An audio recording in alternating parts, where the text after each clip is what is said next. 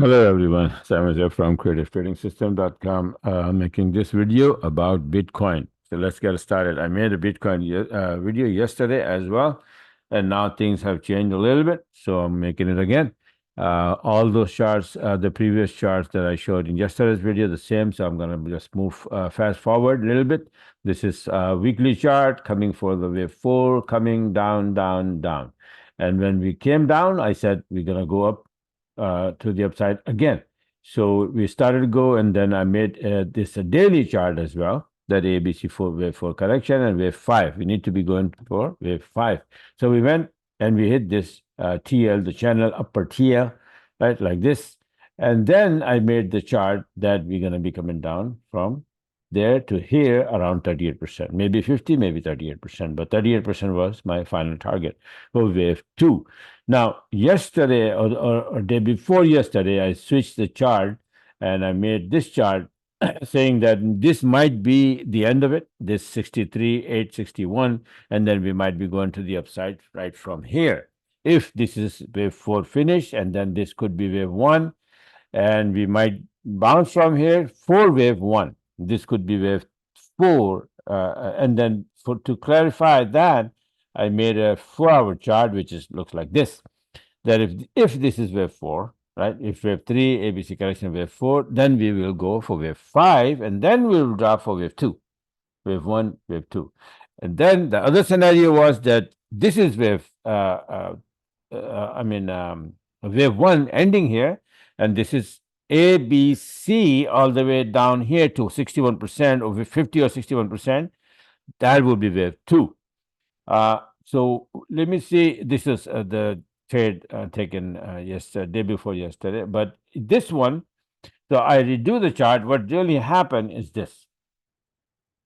And I showed the chart that ABC correction usually flat, expanded flat comes like this, right? So ABC, if it is wave two, wave four, then we will go for wave five based on this. If not, we're going to be coming down here for wave two, right? Somewhere there, maybe 61%, 50, 61, 78, whatever. So what really happened is that we came down a little bit, right?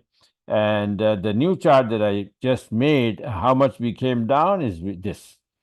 So far we have came down here around like, let me see if it's the chart I made was like 50% here. 50 is already crossed, we drop, and we are like a little shy of 61%. So I assume that maybe this gonna drop a little more, touch 61%, or it will go right from here to the upside. So the first target would be this, and if you break above that, it's gonna find the support here and go to the upside, maybe this high, then this high, and so on and so forth. So this is, I think that's wave one, ABC, wave two correction. That happens already. What was the chart? Oh, this was the yesterday's chart. And now today, coming down, I had this straight, nice and clean. You see that? This is the beauty about the system that, it came down here and became bearish. So even though I was expecting that it might go up for wave five, but as soon as it became bearish, I says, okay, it's not going for wave five, it's going for wave two, completion around 61%, right? So it came down.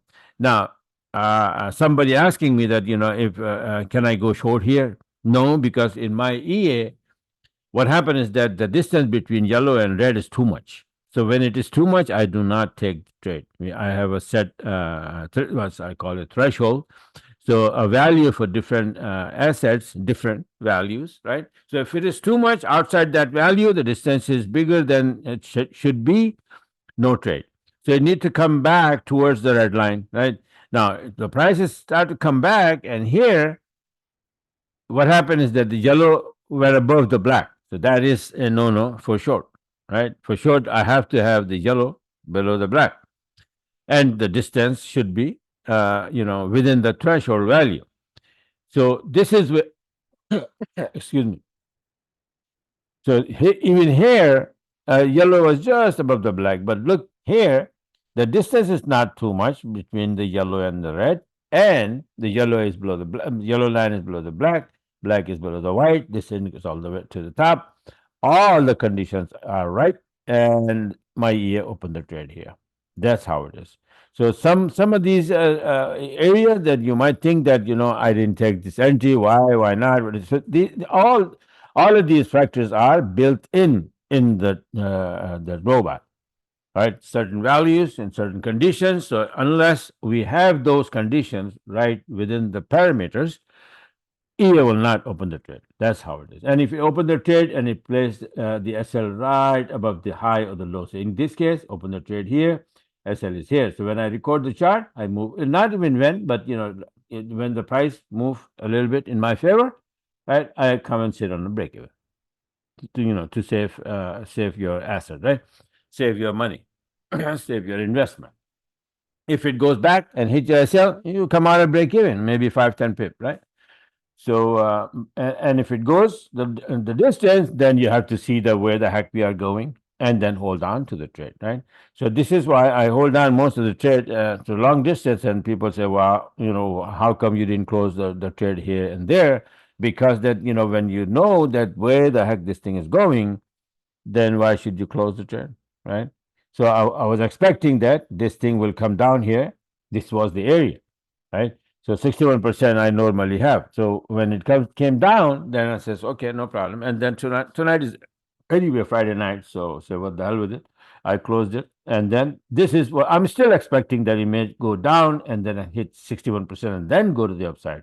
So now the downside is almost finished. So forget it. And when I was making a video, I was doing the webinar today, right? And during the webinar at the end, all of a sudden the Bitcoin opened a short trade again. I says, no, I'm going to close it. So I closed it right away because I forgot to take the robot off the chart, right? So it opened the trade again at 4 o'clock. So I said, close the damn thing immediately. I don't want to know. I don't want to go more short a new trade on that, So the one that I had already was I closed a little while ago, and then I just showed you that one, right? Yeah, right here. See, so this was the entry here, nice and clean, and then here you can see why I close here, right? So daily SL hit bouncing. I say, okay, this is it.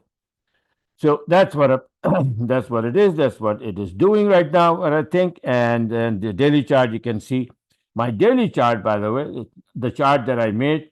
Let me show you how beautiful it is. Not this one. Maybe this one. Yeah, yeah. Okay, this one. You see that?